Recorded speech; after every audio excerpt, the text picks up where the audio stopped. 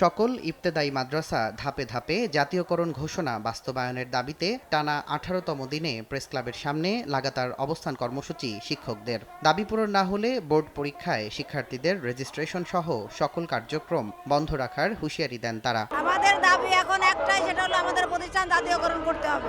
রাষ্ট্র যে জাতীয়করণের ঘোষণা দিয়েছে সেই ঘোষণার বাস্তবায়ন চাই এবং প্রজ্ঞাপন চাই। আমাদের দাবি ছিল 5 দফা, এখন আমাদের 1 দফা দাবি জাতীয়করণ। দাবি আদায় না হলে আমরণ অনশনে যাওয়ার হুঁশিয়ারি দেন শিক্ষকরা। আমাদের দাবির প্রজ্ঞাপন এখানে না পৌঁছাবে এবং আমরা এই আন্দোলন থেকে আমরণ অনশন কর্মসূচি পর্যন্ত আমরা গ্রহণ করব। 24 ঘন্টার আলটিমেটাম ছিল, আজকের মধ্যে যদি আমাদের না হয় আমাদের আজকে 2টায় নতুন কর্মসূচি ঘোষণা আসবে আগামী রবিবারে।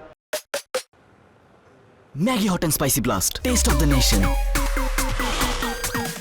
বুধবার সচিবালয় অভিমুখে আন্দোলনে সাউন্ড গ্রেনেড ও জলকামান নিক্ষেপের ঘটনায় আহত শিক্ষকদের চিকিৎসা ও পুলিশের বিরুদ্ধে ব্যবস্থা নেওয়ার দাবি জানান তারা। পিছন থেকে পুলিশ কয়েকটাকে ডিঙ্গে বাড়ি মারছে মাথায়, একটা মাথায় কিন্তু 8টা সেলাই হয়েছে।